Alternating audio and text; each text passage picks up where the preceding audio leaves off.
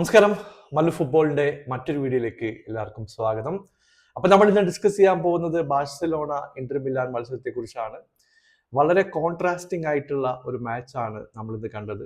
ഇപ്പൊ ബാഴ്സയെ പറ്റിയിട്ട് ഞാൻ പ്രത്യേകിച്ച് പറയേണ്ട കാര്യമില്ല.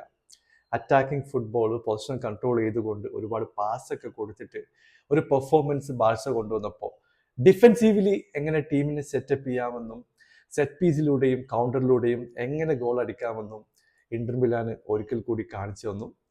ശരിക്കും പറഞ്ഞ ഒരു ക്ലാസിക് സെമി ഫൈനൽ മത്സരമാണ് നമ്മളിന്ന് കണ്ടത്. 3-3 എന്ന രീതിയിൽ സമനില പിരിയുകയും ചെയ്തു. കളി തുടങ്ങി ഒന്നാമത്തെ മിനിറ്റിൽ തന്നെ ഇന്റർ മിലാൻ സ്കോർ ചെയ്യാണ്. ഇപ്പൊ റൈറ്റ് വിംഗ് നിന്ന് ഒരു കിഡിലം ഓപ്പർച്യൂണിറ്റി ഇന്റർ ക്രിയേറ്റ് ചെയ്തപ്പോൾ തുറാമിന്റെ ഒരു എഫേർട്ട് തന്നെയാണ് ഈ ഒരു പന്ത് പോസ്റ്റിലേക്ക് എത്തിയത്. പുള്ളിയുടെ ഒരു ഫ്ലിക്ക് റൈറ്റ് ഹാൻഡ് സൈഡ് കോർണറിലേക്ക് കറക്റ്റായി എത്തിക്കാൻ തുറാമിന് സാധിച്ചു. അങ്ങനെ ഏർലി ലീഡിലേക്ക് ഇന്റർ മിലാൻ എത്തുകയാണ്. പിന്നീട് 3-4 കിഡിലൻ ചാൻസുകൾ ബാഴ്സ ക്രിയേറ്റ് ചെയ്തു. ഇവിടെ ഫെറാൻ ടോറസിന് കിട്ടിയിട്ടുള്ള 2ഓളം ചാൻസുകൾ എടുത്തു പറയണം. പുള്ളിക്ക് ഫിനിഷ് ചെയ്യാൻ പറ്റുന്ന ചാൻസുകൾ തന്നെയായിരുന്നു, പക്ഷേ അത് കൺവേർട്ട് ചെയ്യാൻ ബാഴ്സക്ക് കഴിഞ്ഞില്ല. പിന്നീടാണ് ഡംഫ്രൈസിന്റെ മറ്റൊരു ബ്രില്യൻ്റ് എഫേർട്ട് നമ്മൾ കണ്ടത്. സെറ്റ് പീസിൽ നിന്ന് വന്നിട്ടുള്ള ഒരു പന്ത് ഇവിടെ ഡിമാർക്കോയുടെ ഒരു ബ്രില്യൻ്റ് ആയിട്ടുള്ള എഫേർട്ട് നമ്മൾ കാണുന്നുണ്ട്. അങ്ങനെ പോസ്റ്റിലേക്ക് കൊടുത്തിട്ടുള്ള ഒരു ഹെഡർ. പിന്നെ നമ്മൾ കണ്ടത് ഒരു അക്രോബാറ്റിക് ആയിട്ടുള്ള എഫേർട്ടാണ് ഡംഫ്രൈസിന്റെ സൈഡിൽ നിന്ന് വരുന്നത്. പുള്ളിയുടെ ക്ലോസ് റേഞ്ചിൽ വെച്ചിട്ടുള്ള ഒരു ഷോട്ട് പോസ്റ്റിലേക്ക് എത്തുകയും ചെയ്തു. അങ്ങനെ 2-0 ലീഡിലേക്ക് ബാഴ്സയുടെ ഹോം ഗ്രൗണ്ടിനൊക്കെ ഞെട്ടിച്ചുകൊണ്ട് ഇന്റർ മിലാൻ എത്തുകയാണ്. ഈ സമയത്താണ് മറ്റാരുമല്ല യമാൽ പറയുന്നുണ്ടാവും, കളിയുടെ കൺട്രോള് കുറച്ച് സമയത്തേക്ക് ഞാനൊന്ന് ഏറ്റെടുക്കുകയാണ്.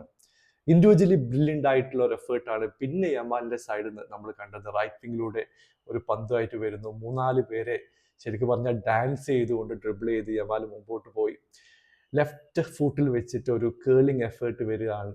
ബ്രില്യൻ്റ് ആയിട്ടുള്ള ഒരു ഫിനിഷിങ്, കറക്റ്റ് ആയിട്ടുള്ള പൊസിഷനിൽ ആ ബോൾ എത്തിക്കുകയാണ്. അങ്ങനെ 24-ാമത്തെ മിനിറ്റിൽ ബാഴ്സയെ കളിയിലേക്ക് കൊണ്ടുവരാൻ യമാലിന് കഴിഞ്ഞു. 2 മിനിറ്റിനുള്ളിൽ മറ്റൊരു ചാൻസും പുള്ളി ക്രിയേറ്റ് ചെയ്തു. ശരിക്കും പറഞ്ഞാൽ അവിടെയും പുള്ളിയുടെ എഫേർട്ട് എടുത്ത് പറയേണ്ടതുണ്ട്.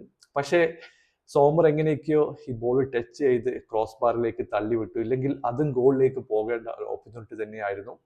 അങ്ങനെ ഔട്ട് ഓഫ് നോവെയർ 2-1 എന്നുള്ള ഒരു സ്ഥിതിയിലേക്ക് ബാഴ്സ തിരിച്ചു വന്നു. ബാഴ്സ കൂടുതൽ പ്രസ് ചെയ്യാൻ തുടങ്ങി, കൂടുതൽ ചാൻസുകൾ ക്രിയേറ്റ് ചെയ്യാൻ തുടങ്ങി. ഇവിടെ റഫീനിയുടെ എഫേർട്ടൊക്കെ എടുത്തു പറയേണ്ടതുണ്ട്. അങ്ങനെ കാര്യങ്ങളായിട്ട് മുമ്പോട്ട് പോയി അധികം വൈകാതെ മറ്റൊരു ഓപ്പർച്യൂണിറ്റി ബാഴ്സലോണ കൺവേർട്ട് ചെയ്യാണ്. ഇവിടെ റഫീന കൊടുത്തിട്ടുള്ള ഒരു ബ്രില്യൻ്റ് ആയിട്ടുള്ള ഒരു പന്ത്, ഒരു സെറ്റ് പീസിൽ നിന്ന് വന്നിട്ടുള്ള ഒരു പന്ത്, അത് പോസ്റ്റിലേക്ക് ഹെഡ് ചെയ്യുന്നു. ഇവിടെ വെച്ചിട്ടാണ് ഫെറാൻ ടോറസ് ക്ലോസ് റേഞ്ച് വെച്ചിട്ടുള്ള ഒരു ചാൻസ് കിട്ടുന്നത്. പുള്ളി അത് കൺവേർട്ട് ചെയ്യുന്നു. അങ്ങനെ 2-2 എന്നുള്ള സ്കോറിലേക്ക് ഇരു ടീമുകൾ എത്തുകയും ചെയ്തു. ഇവിടെയാണ് നാം പറയുന്നത് എന്തുകൊണ്ടാണ് ഗെയിം മാനേജ്മെന്റിലേക്ക് കാര്യങ്ങൾ പോവാത്തത്. സെക്കൻഡ് ഹാഫിൽ കുറച്ചുകൂടി ശക്തമായിട്ട് ബാഴ്സ മുമ്പോട്ട് വന്നു. ഇപ്പൊ ഡിഫെൻസീവിൽ നോക്കിക്കഴിഞ്ഞിട്ടുണ്ടെങ്കിൽ പലപ്പോഴും ബാഴ്സ ഓപ്പൺ ആയിരുന്നു. ഇത് വേണ്ട രീതിയിൽ മുതലാക്കാൻ ഇന്റർ മിലാനിന് കഴിഞ്ഞിട്ടില്ല എന്ന് തന്നെ പറയേണ്ടി വരും. അവർക്ക് കിട്ടിയിട്ടുള്ള പല ചാൻസുകളും ക്ലിനിക്കലായിട്ട് ഫിനിഷിങ്ങിലേക്ക് പോയി. അധികം വൈകാതെ ഇന്റർ മറ്റൊരു ലീഡുമായിട്ട് കളിയിലേക്ക് തിരിച്ചു വരികയാണ്. ഇവിടെയും ഡംഫ്രൈസിന്റെ ഒരു ബ്രില്യൻ്റ് ആയിട്ടുള്ള എഫേർട്ട് നമ്മൾ കാണേണ്ടതുണ്ട്. പുള്ളിയുടെ അടുത്ത ഗോൾ വരുന്നു. അങ്ങനെ 3-2 എന്നുള്ള സ്കോറിലേക്ക് ഇന്റർ മിലാൻ വീണ്ടും തിരിച്ചു വരികയാണ്. അപ്പൊ ഞാൻ വിചാരിച്ചു ഇനി ബാഴ്സ ഗോൾ അടിക്കാനുള്ള ചാൻസുകൾ കുറവാണ്, ചിലപ്പോൾ 3-2 ഇന്റർ ജയിക്കാനുള്ള ചാൻസ് ഉണ്ട്. അപ്പോഴും ഹൈലൈൻ കളിച്ചുകൊണ്ട് കൂടുതൽ ചാൻസുകൾ ക്രിയേറ്റ് ചെയ്യാൻ വേണ്ടി ബാഴ്സ ശ്രമിക്കുന്നുണ്ടായിരുന്നു. തിരിച്ചു വരാൻ പറ്റും എന്നുള്ള ആ ഒരു മെന്റാലിറ്റി ഫ്ലിക്ക് ഈ പിള്ളേരിലൊക്കെ ഇൻസ്റ്റാൾ ചെയ്തിട്ടുണ്ടെന്നാണ് തോന്നുന്നത്. ഇപ്പോൾ ഒരു സെറ്റ് പീസിന് വന്നിട്ടുള്ള ഒരു പന്ത് യമാല് ലീവ് ചെയ്യുന്നു, റഫീനിലേക്ക് ബോൾ എത്തുകയാണ്. റഫീൻ ഒരു ഷോട്ട് പോസ്റ്റിലേക്ക് എടുക്കുകയാണ്. ഈ സമയത്ത് ശരിക്കും പറഞ്ഞാൽ ക്രോസ് ബാർ തട്ടി ഡിഫ്ലക്റ്റ് ആക്കി ഈ പന്ത് സോമറുടെ ദേഹത്ത് തട്ടിയിട്ട് വീണ്ടും പോസ്റ്റിലേക്ക് എത്തുകയാണ്. അങ്ങനെ ഒരു ഓൺ ഗോളിലൂടെയാണ് ഇവിടെ ബാഴ്സ വീണ്ടും കളിയിലേക്ക് തിരിച്ചു വരുന്നത്. 3-3 എന്ന സ്കോറിലേക്ക് കാര്യങ്ങൾ എത്തി. ശരിക്കും പറഞ്ഞാൽ രണ്ട് ടീമിന്റെ സൈഡിൽ നിന്നുള്ള എഫേർട്ട് നമ്മൾ 100% വാലിഡേറ്റ് ചെയ്യേണ്ടതുണ്ട്. ബ്രില്യൻ്റ് ആയിട്ടുള്ള എഫേർട്ട് ബാഴ്സയുടെ സൈഡിൽ നിന്ന് വന്നു. 2 ഗോളിന് പിറകിൽ പോയിട്ടും തിരിച്ചു വന്നു. രണ്ടാമത്തെ പ്രാവശ്യവും ആ ഒരു ലീഡ് ഉണ്ടായിട്ടും കളിയിൽ പിടിച്ചു നിൽക്കാൻ ഇന്റർ മിലാന് കഴിഞ്ഞിട്ടില്ല എന്ന് പറയേണ്ടി വരും. ഇവിടെ 2-3 കാര്യങ്ങൾ നമ്മൾ എടുത്ത് പറയേണ്ടതുണ്ട്. ഒന്ന്, അടുത്ത മത്സരം ബാഴ്സലോണയെ സംബന്ധിച്ചിടത്തോളം എവേ മാച്ചാണ്. ഇപ്പോൾ ബാഴ്സയുടെ ഡിഫൻസ് പലപ്പോഴും ലാസ്റ്റിലത്തെ 10-15 മിനിറ്റ്സ് ഒക്കെ നോക്കിക്കഴിഞ്ഞാൽ ഓപ്പൺ ആയിട്ടുള്ള സിറ്റുവേഷൻസ് ഉണ്ടായിരുന്നു. ഇത് എക്സ്പ്ലോയിറ്റ് ചെയ്യാൻ വേണ്ടിയിട്ട് എന്തായാലും സെക്കൻഡ് ലെഗിൽ ഇന്റർ മിലാൻ ശ്രമിക്കും എന്നാണ് എനിക്ക് തോന്നുന്നത്. വെവേ മാച്ചിൽ ജയിക്കുക എന്ന് പറയുന്നത് അത്ര ഈസി ആയിട്ടുള്ള കാര്യമല്ല.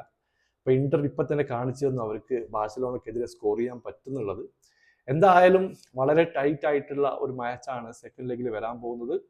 നിങ്ങളുടെ അഭിപ്രായം താഴെ അറിയിക്കുക. പുതിയൊരു വീഡിയോ ആയി വീണ്ടും കാണാം. Thank you so much for watching. Bye for now.